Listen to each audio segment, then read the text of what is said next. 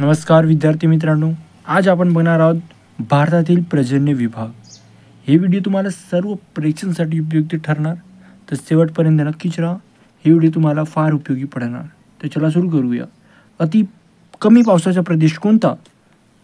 गुजरात, त्याला आपण कच्छचे रण असे सुद्धा म्हणू। पश्चिम राजस्थान, जम्मू काश्मीरचा भाग, उत्तर भाग, नेतृत्व पंजाब व पश्चिम हरियाणा। किती पाऊस पडतो? 40 सेंटीमीटरपेक्षा कमीच पाऊस कुठे पडतो? गुजरात, पश्चिम राजस्थान, जम्मू काश्मीरचा उत्तर भाग, नेतृत्व पंजाब आणि पश्चिम हरियाणा। कमी पावसाचा प्रदेश कोणते? पूर्व राजस्थान, पश्चिम गुजरात, पश्चिम पंजाब, पूर्व हरियाणा आणि दक्षिण भारतातील पर्जन्य छायेचा प्रदेश। त्यामध्ये 40 सेंटीमीटर ते 60 सेंटीमीटर पाऊस पडतो। कुठे? पूर्व राजस्थान, पश्चिम गुजरात, पश्चिम पंजाब, पूर्व हरियाणा आणि दक्षिण भारतातील पर्जन्य छायेचे प्रदेश। मध्यम पर्जन्यांचा प्रदेश कोणता? उत्तर भारतीय मैदानी प्रदेश, महाराष्ट्र, कर्नाटक, तेलंगणा, आंध्र प्रदेश, म्हणजे की भारताचा बहुतांश भाग। त्यामध्ये किती पाऊस पडतो? 60 सेंटीमीटर ते 150 सेंटीमीटर। 60 सेंटीमीटर ते 150 सेंटीमीटर पाऊस कुठे पडतो?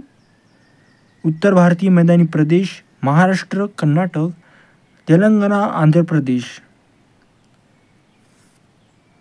इथं कोणता पाऊस पडतो? मध्यम पर्जन्यांचा प्रदेश पाऊस पडतो। जास्त पर्जन्यांचा प्रदेश कोणता? हिमालयाच्या पायथ्याचा प्रदेश, मध्य प्रदेशचा पूर्व भाग, आसाम। ह्यामध्ये कसा पाऊस पडतो? 150 ते 250 सेंटीमीटर पाऊस पडतो। कुठे? हिमालयाच्या पायथ्याचा प्रदेश, मध्य प्रदेशांचा पूर्व भाग, आसाममध्ये जास्त पर्जन्यांचा प्रदेश आहे हा। अति जास्त पर्जन्यांचा प्रदेश ते कोणता? ज्यामध्ये 250 सेंटीमीटर पेक्षा जास्त पाऊस पडतो। कोणते कोणते प्रदेश आहेत ते? पश्चिम किनारा, अरुणाचल प्रदेश, मेघालय व मिझोरम। ह्यामध्ये अति जास्त पर्जन्यांचा पाऊस पडतो।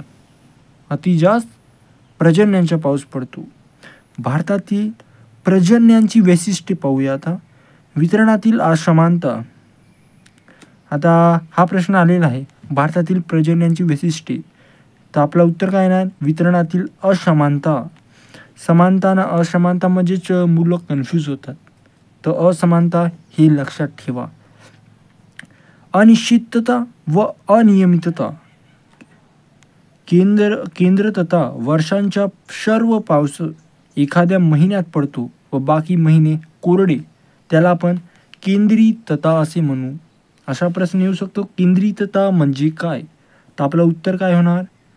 एका वर्षाचा सर्व पाऊस एखाद्या महिन्यातच पडून जातो आणि बाकीचे महिन्याला पाणी येतच नाही, म्हणजे पाऊस पडतच नाही, त्याला आपण केंद्रीतता असे म्हणू। काय म्हणू? केंद्रीतता। चल क्षमता। आता आपण बघणार आहोत चल क्षमता, म्हणजे की सरासरी वार्षिक पर्जन्यपेक्षा जास्त किंवा कमी पाऊस पडणे, त्याला आपण चल क्षमता म्हणू। कोणाला चल क्षमता म्हणू? पर्जन्यापेक्षा जास्त किंवा कमी पाऊस पडणे, त्याला आपण चल क्षमता म्हणतो। अवर्षण म्हणजे काय? ज्या प्रदेशात 50 सेंटीमीटरपेक्षा कमी पाऊस पडतो। काय म्हणत आहे?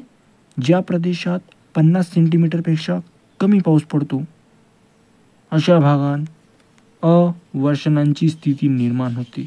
अशा भागात अवर्षणांची स्थिती निर्माण होते, त्यालाच आपण अवर्षण असे म्हणतो। एका ऋतू किंवा वर्षात एकूण पर्जन्य हा साधारण पर्जन्यापेक्षा 75% कमी झाल्यास त्यास अवर्षण काळ म्हणतात। अवर्षण काळ कोणाला म्हणतात? एका ऋतूत किंवा वर्षाच्या एकूण पर्जन्य हा साधारण पर्जन्यापेक्षा 75% कमी झाल्यास त्याला आपण अवर्षण काळ असे म्हणतो। जर पर्जन्यांची तूट ही 26 ते 50% इतकी असेल तर त्याला साधारण अवर्षण असे म्हणू। तर त्यास काय म्हणू? साधारण अवर्षण। काय म्हणणार, साधारण आवर्षण जर पर्जन्यांची तूट ही 26 ते 50% इतकी असेल तर. आता आपण पाहणार आहोत तीव्र आवर्षण म्हणजे काय, जर पर्जन्यांची तूट ही 50पेक्षा जास्त 50%पेक्षा जास्त असेल तर त्याला आपण तीव्र म्हणू. साधारण मध्ये काय होतं, 26 ते 50% इतकी असेल तेव्हा साधारण आवर्षण, और 50%पेक्षा जास्त असेल तर त्याला तीव्र आवर्षण असे म्हणू. आता आपण भारत नदी प्रणाली हे आपण दुसऱ्या व्हिडिओमध्ये पाहू. तर ही व्हिडिओ आता इथंच थांबूया. तर नवीन असाल तर शेअर करा, सबस्क्राईब करा ना, आणखी आपल्या मित्रांसोबत शेअर करा. भेटूया दुसऱ्या व्हिडिओमध्ये.